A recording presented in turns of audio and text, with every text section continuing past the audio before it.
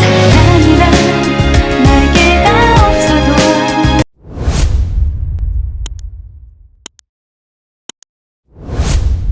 저 자체가 좀 묵직하게 가는 스타일이에요, 성향 자체가. 그리고 이 트레이더가 트레이딩으로 돈을 벌어야지 유튜브로 돈을 벌 생각을 하면 안 된다. 이것이 저의 어떤 소신이자 저의 소명입니다. 예, 그렇게 이해를 하시면 될 것 같아요. 반갑습니다. 제갈공명입니다. 오늘은 토요일이고요. 지금은 8시 정도 됐어요. 제가 오늘 송도에 아까 있다가 누가 일산에서 좀 보자고 해가지고 간단히 뭐 저녁이나 먹을 겸 해서 일산에 지금 넘어왔는데 약속 시간이 좀 남아서 카메라를 켰습니다. 어제 제가 그 휴메딕스 뭐 단타 친 거, 단타 쳐서 40% 뭐 냈다는 거, 그 영상 올리면서 코로나 백신 위탁 생산에 관련된 국내 기업들에 대해서 지금 주가가 이소 앱지스라든지 바이넥스, 그리고 제가 뭐 단타를 쳤던 휴원스 글로벌 그룹이라든지 이런 CMO 업체들에 관련된 좀 말씀을 드리려고 했는데 시간 관계상 너무 영상이 길어지고 해서 오늘 지금 잠깐 짬이 나서 거기에 대해서 좀 말씀을 드리려고, 그리고 구독자분들이 지난주에 이제 질문해 주셨던 거, 거기에 대해서도 제가 좀 답을 해드리려고 카메라를 켰습니다. 일단 제가 머리를 안 감아서 그 모자를 썼어요. 그래서 좀 이해를 부탁을 드릴게요. 이거는 그냥 주말에는 보통 제가 쉬는데 불러내가지고 하여튼 뭐 그렇습니다. 어제 영상에서 말씀 못 드린 게 있어요. 제가 2달 전부터 말씀드린 그 제약바이오주에 대한 어떤 상승세를 지금 이끌고 있는 게 코로나 백신 관련주들, CMO라고 하죠, 흔히. 의약품 위탁 생산 업체들, 그 업체들이 지금 제약바이오주의 상승을 좀 이끌고 있습니다. 과연 의약품 위탁 생산 업체에 지금 불어오는 광풍이 우리가 단순 테마로 봐야 될 것인가, 아니면 앞으로 이 바이러스가 계속 상존하는 이 세상에서 계속 성장 가도를 달릴 것인가에 대해서 오늘 좀 얘기를 해볼까 합니다. 한마디로 우리는 주식을 해서 수익을 내고 돈을 벌어야 되는 입장이잖아요. 그렇기 때문에 이거를 생각을 안 할 수가 없어요. 단순 테마, 뭐 대선 테마처럼 그 시기에만 시세가 나는 테마인지, 아니면 실적이 추후에 발생을 해서 계속 성장세를 당분간은 이어갈 그런 테마인지에 대해서 생각해 볼 필요가 있다고 생각이 들어서 며칠 전부터 사실 이 내용을 갖고 제가 이제 영상을 올려드리려고 했어요. 예, 근데 구독자분들이 이제 질문한 거에 대한 답을 드리는 게 우선이라고 생각을 했기 때문에 제가 이제 출산주 그리고 원전주 이런 거에 대해서 먼저 영상을 이제 올린 거예요.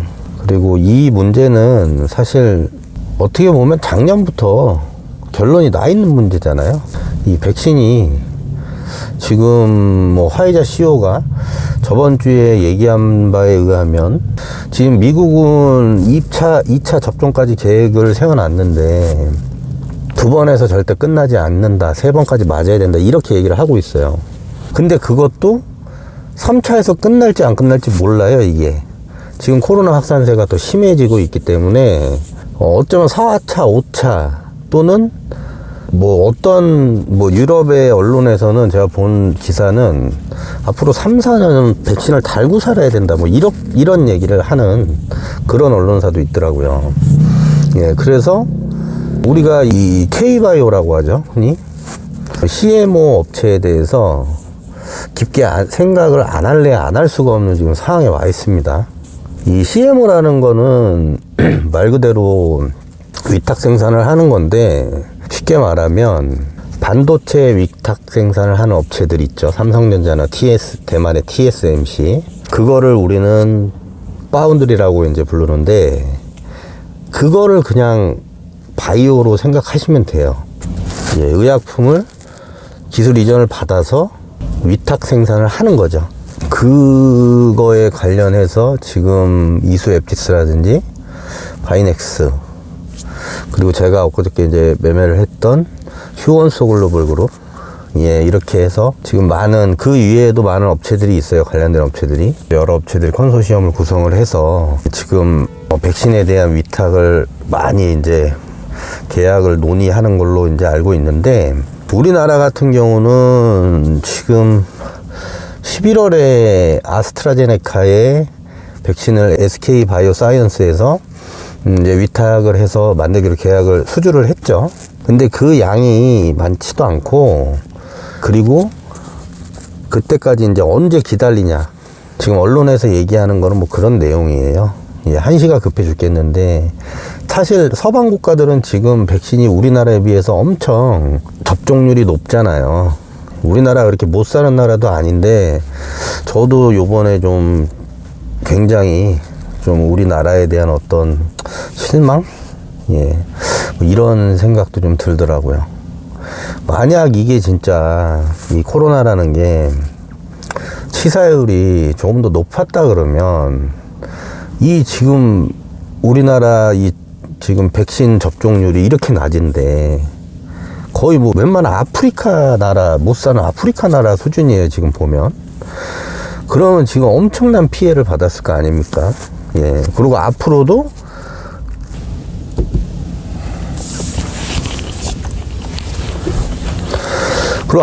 이런 게 또 안 생긴다는 보장이 없잖아요.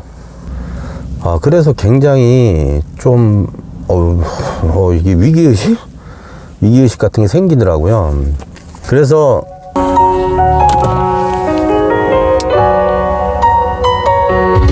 오늘 날씨는 흐리고 최고 기온은 16도예요.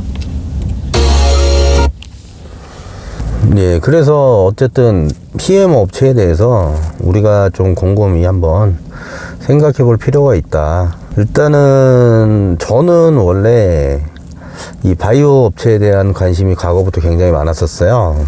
관심이 많았던 저는 계기가 뭐냐면, 제가 뭐 아시겠지만 지금 사무실이 송도에 있잖아요. 송도에 있는 게, 주식을 하는 사람들은 이 송도에 대해서 왜냐하면 이곳이 뉴욕을 좀 형상화해서 만든 도시라고 해야 될까?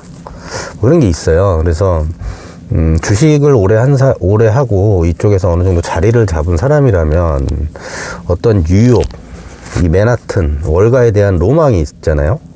그래서 지금 보면 이제 송도에도 뭐 센트럴파크도 있고, 그 뉴욕에 있는 센트럴파크, 그거를 좀 뭐 3분의 1인가 4분의 1로 이제 축소시켜서 약간 만든 그런 형상한 건데, 그리고 뭐 맨하튼, 뉴욕에 가면 바닷가에 고층 건물, 뭐 송도에도 뭐 그런 식이잖아요 지금.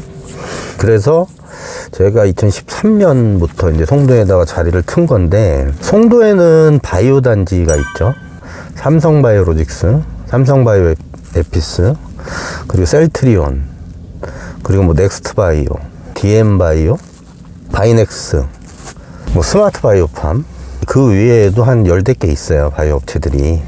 지나다 보면 맨날 보이는 게 그 회사들이기 때문에 친근감도 있고, 그리고 저는 제가 역대 한 종목에서 가장 큰 수익을 낸 순서로 얘기를 하면 한 세 번째로 셀트리온이 들어가요. 네, 셀트리온이 제가 2008년에 셀트리온이 우회 상장을 했어요. 직상장을 못해서. 예, 왜냐하면 그 당시만 해도 우리나라 이 투자업계나 이런 쪽에서 바이오에 대한 인식이, 어떤 황우석 박사의 그 줄기세포 사태 2005년 6년에 있었던 그걸로 인해서 많이 이미지가 또 안 좋아졌었고, 바이오 시밀러에 대한 이 시장 인식이 덜 되어 있던 그 당시의 어떤 정세여서 투자업계에서는 굉장히 리스크가 큰 사업이다, 단순 판단을 했었죠. 저는 그 당시에 이제 투자 경력이 5, 6년째였었는데, 그때도 물론 전업을 했었고요. 물론 부업으로 뭐 이제 다른 것도 했고, 이제 뭐 전업할 땐 전업을 했었는데, 당시에 저는 수익을 이제 어느 정도 내기 시작할 때였어요. 5, 6년 차여서. 근데 2005년인가 셀트리온이 포스피에 이제 문을 두드렸다가 벤치를 맞았어요. 3년 그 기준이 있는데 3년 동안 어떤 매출액, 어떤 이익에 대한 기준이 있었는데 거기에 미달돼 가지고 벤치를 먹었죠. 그리고 국내 이 어떤 투자 기관에서도 셀트리온에 투자를 해주질 않았었어요, 당시에. 예, 그래서 셀트리온이 상장을 이제 벤치를 먹고 자금난까지 이제 휩싸여가지고 굉장히 이제 어떤 위기, 뭐 좀 위기 비슷한 뭐 이런 상황이 됐었죠. 지금이야 뭐 바이오계의 삼성이지만 예, 그 당시에는 솔직히 뭐 그렇게 큰 회사가 아니었기 때문에 그래서 국내에서는 아무 그 투자 기관에서도 투자를 못 받았고 그리고 나서 셀트리온이 직상장은 포기하고 우회 상장을 이제 선택을 해서 그 당시에 2008년 4월인가 한 5월 뭐 이때였던 것 같은데 5알캠인가 뭐 지금 이름이 길게 기억이 잘 안 나요. 그래서 거기 그 회사를 통해서 코스타 업체를 통해서 우회 상장을 했어요. 근데 제가 이 셀트리온에 대해서 왜 관심을 이렇게 그 당시에도 가졌냐면 그 셀트리온의 이제 회장님인 서정진 회장님 있잖아요. 그 회장님 조남이 저랑 한자 빼고 똑같아요. 저랑 이름에서 한자만 틀리고 똑같아가지고 우연치 않게 그 회장님 그 조남을 기사에서 보고 2006년부터인가 관심 있게 이제 본 거예요. 그 회사를. 예, 그래서 저는 회사도 직접 가보고 그랬거든요. 주담하고도 엄청 통하고. 그래서 2008년 5월인가 4월에 우회 상장을 해서 당시에 2,000원 정도인가 거기서 상장을 했어요. 당연히 점상이었고 못 샀는데 한 3,000원대 중반에서 제가 이제 샀죠. 3,000원대 중반에 사서 저는 그거를 15,000원, 16,000원 뭐 이때 다 털고 나온 것 같아요. 처음에 올라갈 때 올라가는 파동에서 절반 팔고 그리고 18,000원인가 9,000원 찍고 내려올 때 17,000원인가 해서 이제 전량 다 매도를 했거든요. 근데 제가 그렇게 할 수 있었던 거는 그 전부터 제가 셀트리온에 관심이 많았다 그랬잖아요. 그래서 회사에 대한 어느 정도 분석을 해 놓은 상태였어요.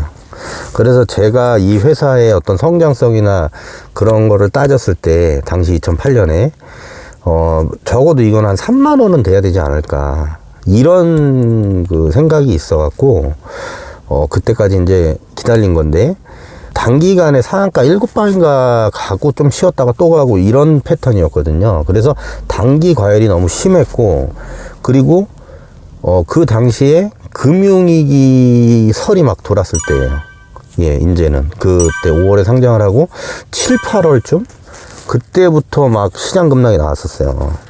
그런 다음에 10월에 리먼 브라더스가 파산을 하면서 폭락이 나온 거고 그때 매도 크라이막스가 나온 거예요. 가장 큰 폭락이 나온 거예요, 단기간에.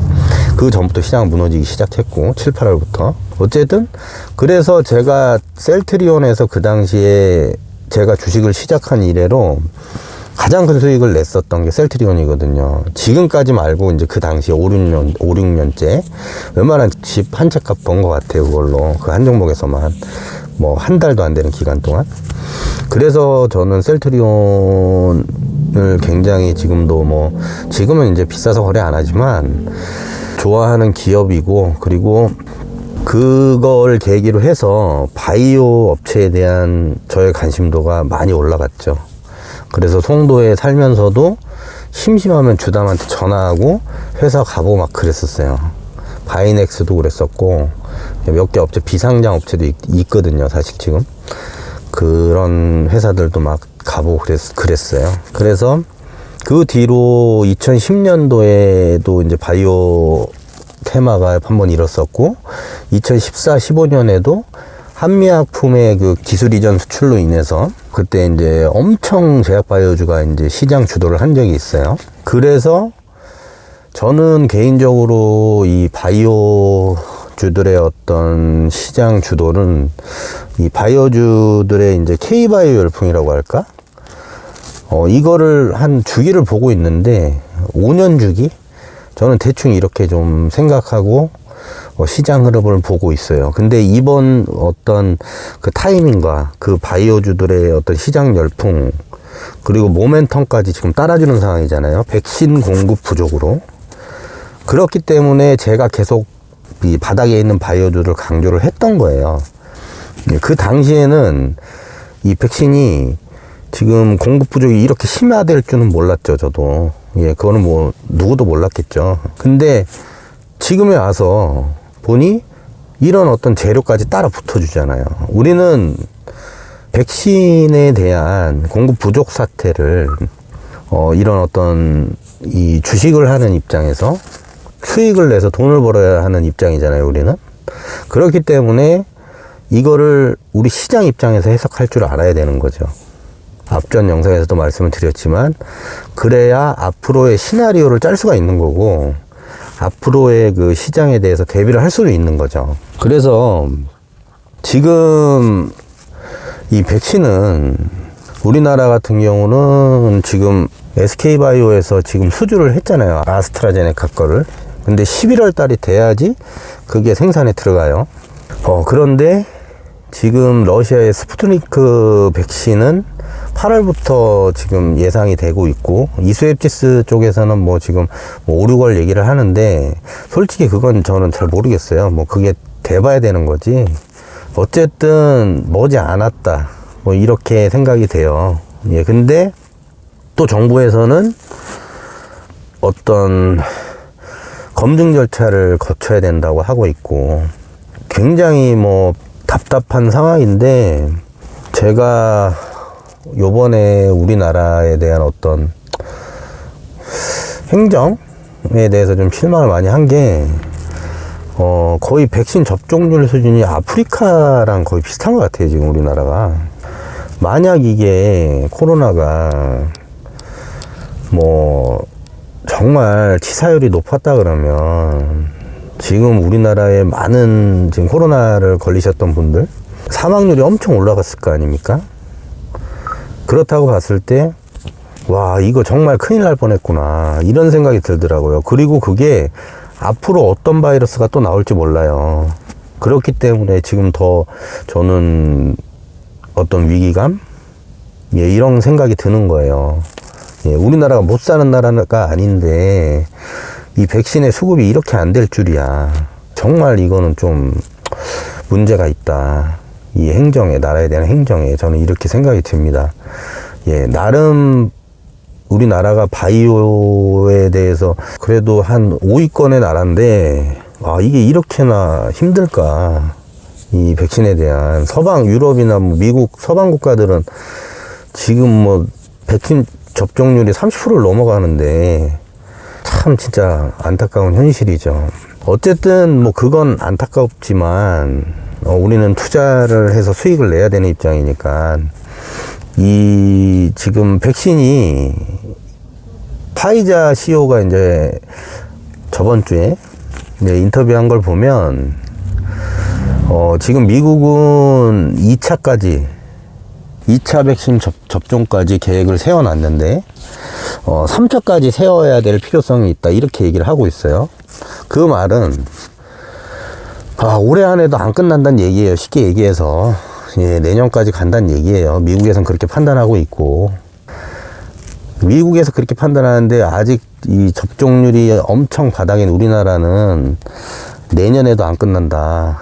예, 올해뿐만 아니고 뭐 저는 이렇게밖에 생각이 안 들어요 지금. 그렇다 그러면 이 백신을 위탁 생산하는 입장에서 우리나라의 그 위탁 생산하는 기업들 입장에서 이 수주가 언제까지 이어질까에 대한 그거를 우리는 생각을 해봐야 되겠죠. 그거를 생각해 보면 일단 올해까지는 이 수주량이 그냥 줄을 쓸 것 같아요. 계속. 예, 그거는 이제 어느 정도 확실해졌어요. 예, 그렇다 그러면 여러분이 인터넷으로 이제 찾아보시면 아시겠지만 셀트리온이라든지 삼성바이오로직스, 우리가 이제 영업이익률을 보면 40%대예요. 이 CMO 업체들은. 그래서 이수앱지스나 바이넥스가 지금 이렇게 급등을 하는 것도 영업이익률이 높은 사업이기 때문에 매출이 단기간에 급증을 하면 회사 실적이 엄청 높아진단 말이죠. 그래서 이렇게 급등을 하는 거거든요. 그렇다면 우리가 이 CMO 업체에 대한 시각을 어떤 기준으로 둬야 되냐. 저는 이제 CMO 업체 이런 테마 이거를 일회성으로 보지는 않습니다. 이제는 제 이제 결론인데, 앞으로 CMO 업체에 대한 우리가 생각을 좀 바꿔야 된다. 저는 이렇게 생각을 하고 있고, 그 이외엔 언제 끝날지 모르는 코로나와 코로나 변종 바이러스 또는 제3의 바이러스가 나올지도 모르기 때문에 거기에 대한 백신, 앞으로 우리가 세상을 살면서 백신을 끼고 살아야 될 수도 있겠다. 지금이 마스크를 끼고 사는 것처럼, 이런 생각이 요즘 많이 들어요. 예. 전에도 말씀드렸지만 이 주식이라는 건 심리와 통찰력 그리고 상상력이 차지하는 게 상당히 높아요. 그래서 거기에 대한 생각이나 이 통찰력을 이 지금 일어나는 어떤 일말의 사건과 그리고 지금의 기업 상태 그리고 지금의 우리 현실과 대입을 해서 앞으로의 이 기업의 해당 섹터의 기업의 성장성을 계속 생각을 해봐야 되겠죠. 지금 말씀드린 걸 대입을 해서. 그래서 이 시나리오가 필요하다는 거고 계속 누차 말씀드리지만, 지금까지 제가 제 영상을 계속 보셨던 분들은 제가 왜 이런 시나리오 같은 거를 계속 얘기를 하는지 이제 이해가 되실 거예요. 예, 1월에 대형주를 시장 고점을 예측을 해서 대형주를 계속 대거 매도를 하고, 그리고 그걸로 포스트 코로나나 경기 민감주를 매수를 하고, 그 다음에 이 대바닥을 찍은 제약바이오에 대한 선별적인 접근, 뭐 이거를 이제 말씀드렸잖아요. 그리고 차별화 장세에 대한 어떤 대비, 예, 이것도 말씀드렸고, 지금 계속 영상을 보시면 시나리오가 다 있잖아요. 지금 미리 앞두고 장세 전환에 대해서 미리 계산을 해 놓는 거예요, 나름. 그거는 지난 20년간 저의 어떤 시장 경험에 대한 데이터베이스, 내가 갖고 있는 데이터베이스가 있을 거 아닙니까? 뭐 대선 테마에 대한 데이터베이스, 대선 정책주에 대한 데이터베이스, 지금 그것도 앞 영상에서 다 말씀드렸잖아요. 다 어느 정도 맞잖아요, 지금. 그것처럼 제약바이오주에 대한 상승에 대한 어떤 주기, 그리고 거기에 대한 모멘텀이 지금 코로나 백신에 대한 CMO 업체에게 와 있다. 이렇게 이해를 하시면 될 것 같아요. 그래서 여러분이 만약에 이제 공략을 할 거면, 전에 제가 이제 2달 전부터 말씀을 드렸을 때 매수하셨던 분들은 지금 뭐 절호의 기회를 맞으신 거니까 그냥 끌고 가시면 되는 거고, 지금 이제 이 영상을 보시고 좀 이런 생각이 드신 분들은 아직 종목을 제가 말씀드릴 수는 없어요. 이게 뭐 앞전에도 계속 말씀드렸지만 선행 매매가 되기 때문에. 근데 CMO 업체가 30여 개 정도 되겠다. 30여 개 정도? 지금 바로 제가 생각나는 거 한 30여 개? 30여 개 생각나요. 예, 근데 30여 개 생각이 나는데 관련된 이 업체들이 또 있어요. 대신 증거금 이 100%짜리들 있죠. 이 CMO 업체 중에 적자 회사가 굉장히 많아요. 예, 우리나라 바이오 업체 중에 적자 회사가 많잖아요. 근데 이 CMO 업체들은 적자 회사가 굉장히 많기 때문에 재무제표를 꼭 확인을 하셔서 지금 자본 잠식이 됐다거나 뭐 이런 종목을 하시면 안 돼요. 예를 들면 이수앱지스 볼까요? 이수앱지스는 계속 적자예요. 계속 적자 기업인데 이수그룹이 있잖아요. 든든한 그 어떤 돈줄이 있잖아요. 그래서 망할 일은 없어요. 적자 회사가 지금 왜 이렇게 올라가냐? 턴어라운드를 하기 때문에 올라가는 거예요. 근데 그 턴어라운드에 대한 폭이 굉장히 크죠, 지금 시점에서는. 그래서 저렇게 날뛰는 거거든요. 근데 이게 지금 안 올라간 게 몇 개 있다고요. 지금 현 상황에서 2차 전지들도 있잖아요. 어느 정도 지금 성장이 담보되어 있고, 그리고 매출이 계속 나오는 이런 업체들, 여기다 투자를 할 것인가, 아니면 이제 바닥에서 올라오는 제약바이오주들에 투자를 할 것인가에 대한 선택을 하셔야 되는 장이 왔어요. 근데 저 같은 경우는요, 바닥권에 있는 걸 항상 좋아해요.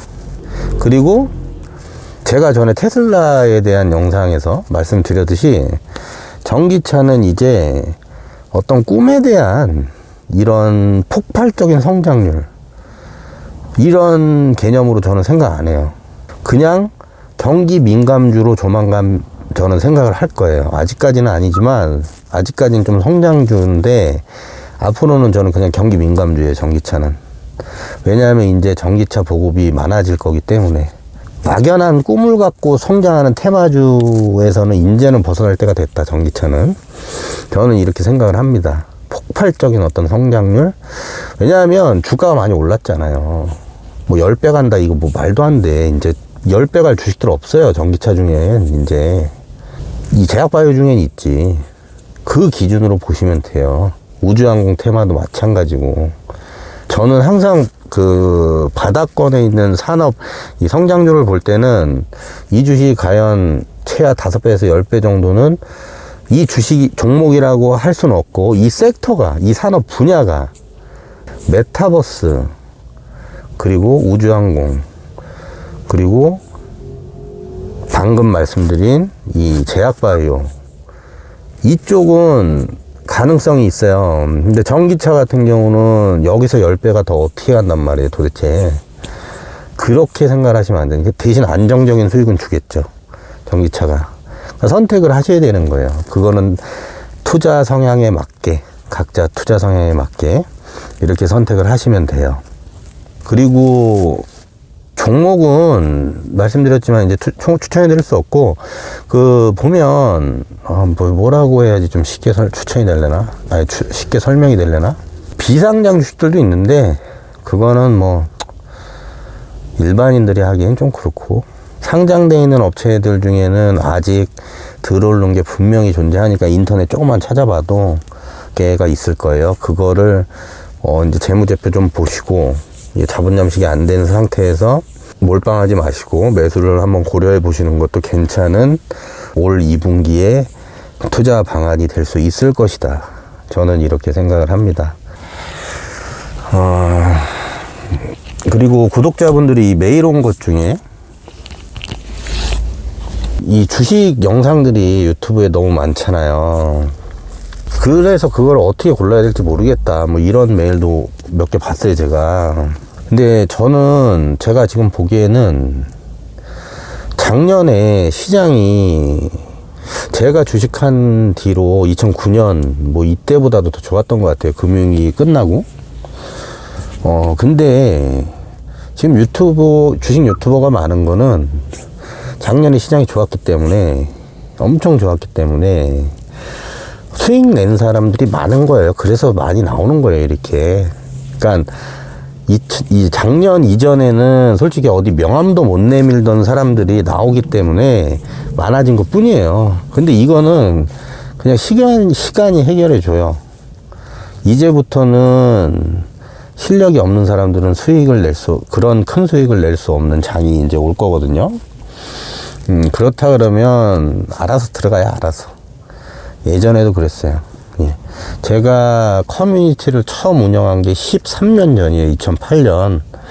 아까 얘기했던 셀트리온 그거 수익 내고 있죠? 그 무렵에 저 카페 열었어요. 예. 그리고 전문가 생활도 잠깐 했었고. 근데 저 성향이 남 앞에 이렇게 뭐 막 드러내고, 강연도 예전에 많이 했는데 드러내고 이런 성향이 아니어서 유튜브를 고사했던 거예요, 그동안은. 예. 어쨌든 지금 활동하는 주식 유튜버들 중에 거의 제가 봤을 땐 절반 이상은 조만간 다 들어가지 않을까 그렇게 생각을 합니다. 그들이 작년에 수익이 크게 났던 게 본인 실력인 줄 알고 이렇게 생각하는 사람들이 많아요. 되게 그 영상들을, 저는 남의 영상을 잘 안 보는데 지나가다 이렇게 듣거나 뭐 이런 보면 굉장히 거품이 많다, 저는 이렇게 생각을 합니다. 저도 이 영상을 매일같이 업로드를 해서 계좌 맨날 올리고 타점 알려주고 종목 추천해주고 이러면은 그 구독자나 어떤 조회수 많아지는 어떤 영업? 이런 어떤 유튜브 채널에 대한 영업이라고 해야 될까? 뭐 이런 거 하려면 하죠. 근데 뭐 그렇게 해서 뭐 구독자 늘릴 생각도 없고, 이 유튜브로 뭐 이게 큰 돈이 되지도 않잖아요, 사실. 트레이딩에 더 집중을 하지, 그럴 정성이 있으면. 그러니까 나는 그런 생각도 들어요. 아니, 저렇게 쓸 에너지면 저거를 트레이딩에 더 집중을 해야 되는 거 아니야? 나는 그렇게 생각이 들어요, 지금 보면. 예, 저 같은 경우는 지금 영상을 많이 안 올리잖아요. 매일같이 안 올리잖아요. 시간 날 때 잠깐 이렇게 제가 그냥 평상시에 갖고 있는 것들 얘기하고, 그리고 좀 중요하다 싶은 거 좀 짚어드리고, 뭐 이 수준이지 뭐 그렇게까지 좀 이해가 안 되더라고요. 나는 그걸로 뭐 회원 모집하려고 그러나? 뭐 그런 생각밖에 안 들어요, 사실. 옛날에도 그런 사람들이 많았기 때문에 단지 그 수단이 유튜브로 바뀌었을 뿐이에요. 그 수단이. 어쨌든 여러분들이 이 유튜브 영상을 보실 때는 한 3개만 봐도 알아요, 저 사람이 진짜인지 가짜인지는. 그거는 제가 말씀 안 드려도 느낌으로 아마 아실 거예요. 예. 꼭 뭐 계좌를 인증해야 하고 뭐 이런 게 중요한 게 아니란 말이에요. 오히려 난 그런 거가 더 의심스러워. 계좌 뭐 인증 이런 게 굳이 저렇게 해서 막 이런 생각밖에 안 들고.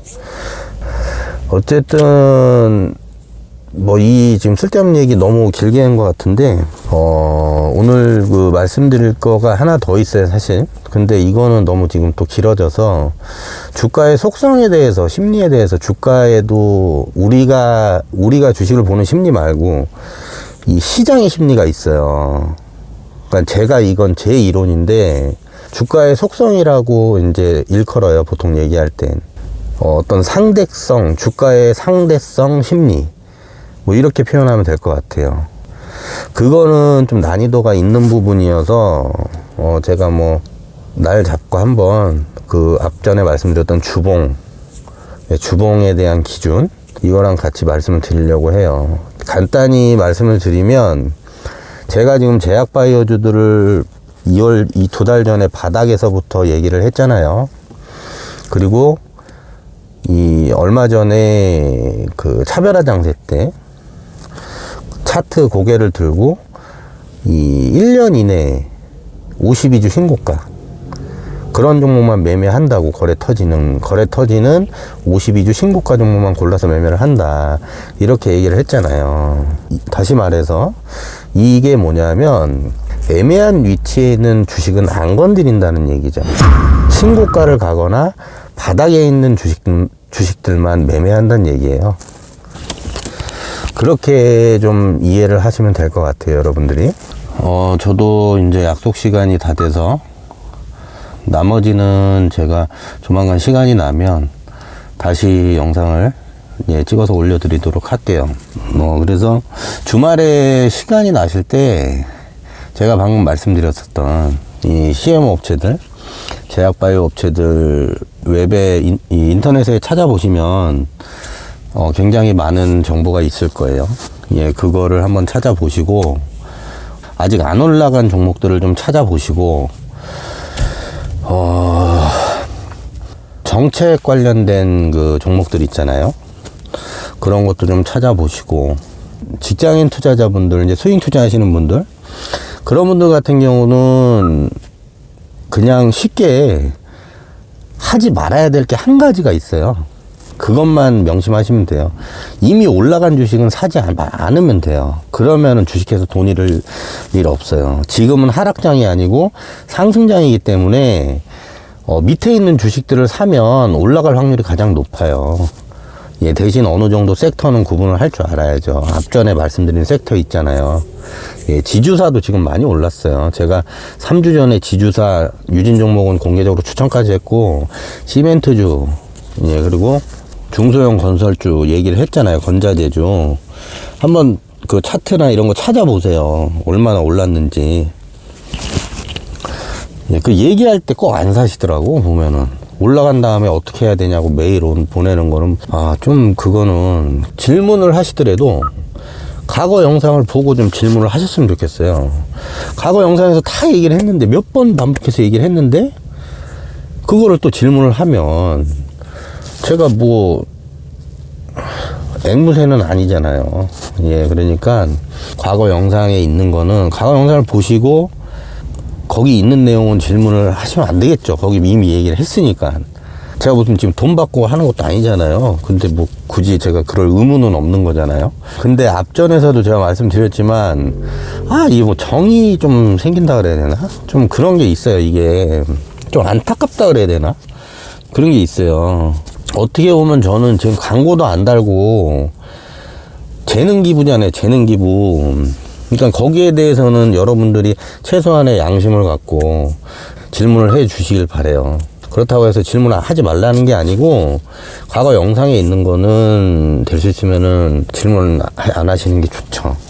그리고 일단 제가 광고를 안다는 건 전에 영상에 댓글에 제가 써놨어요. 구독자 1만 명이 되면은 그때 한번 고려를 해보겠다고. 근데 제가 편집자가 있거든요. 편집자 급여가 나가요. 그럼 저는 이 유튜브로 마이너스예요. 이거 완전히 순전히. 그리고 신경은 있는 대로 또 신경 쓰고, 물론 제 스스로 제 개인 매매에 대해서 지장을 안 받는 선에서 저는 이제 영상을 만들어서 올리는 건데, 이게 계속 어떤 이 구독자들과 커뮤니케이션이 되면서 점점 횟수가 잦아지고 있어요. 지금 나도 모르게. 그거는 제가 뭐 그렇게 하려고 하는 게 아닌데 그렇게 되고 있어요, 지금. 그건 어쩔 수 없죠. 뭐 그거 어떻게 해. 뭐 이렇게 되는 걸. 그렇다고 뭐 딱 잘라서 뭐 그냥 일주일에 하나씩만 올리자 뭐 이렇게 할 수도 없는 거고. 그리고 시장 장세가 너무 지금 순환이 빨라서 이렇게 올리다 보니까 거기에 맞춰서 올리는 거니까 저는, 예, 그렇게 되는 거예요. 이게 그렇게 하려고 하는 게 아니고. 저는 인생 목표가 있어요.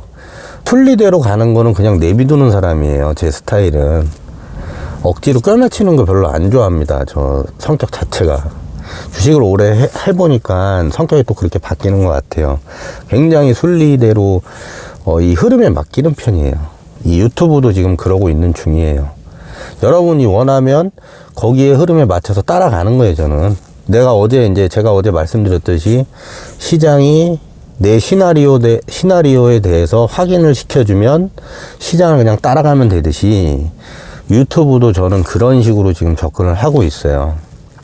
예, 그러니까 좀 제가 뭐 유튜브로 뭐 돈을 벌겠다. 뭐 이런 생각은 아예 애초에 없었고, 예전에 했던 커뮤니티에 대한 어떤 미련이 좀 있어 갖고, 카페에 대한 지금 13년 전에 만들었던, 그리고 지금 너무 답답하고 막 그 말도 안 되는 소리 하는 유튜버들이 좀 주식 유튜버들이 많아서 거기에 대해서 좀 답답함이 있었어요.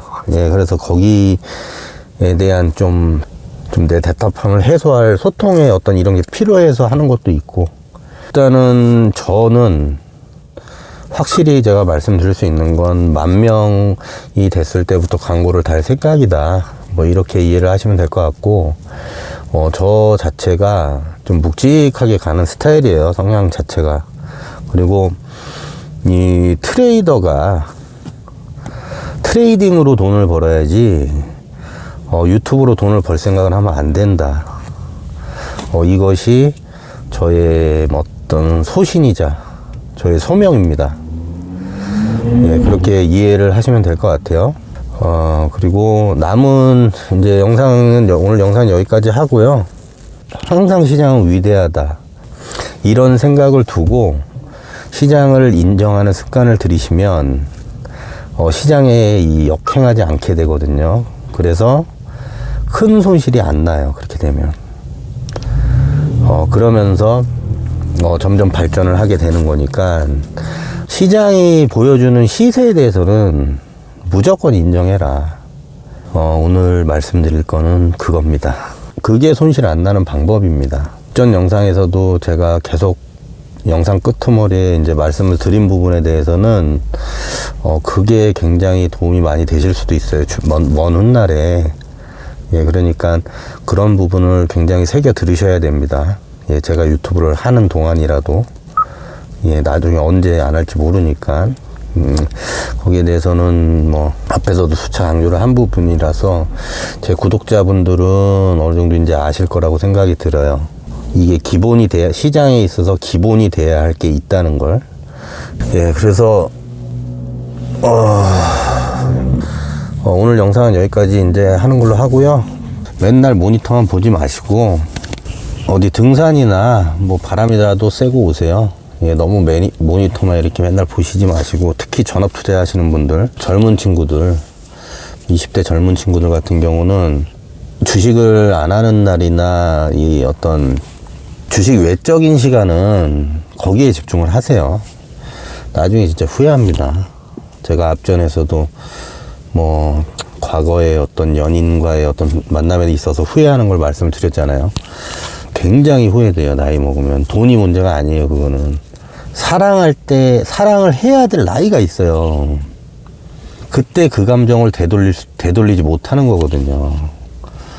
지금의 제가 이제 뭐 나이 먹고 그때 그런 어떤 풋풋한 어떤 사랑 뭐 이런 거를 할 수가 없단 말이에요. 돈 주고도 못 사고. 예, 남은 주말 잘 보내시고요.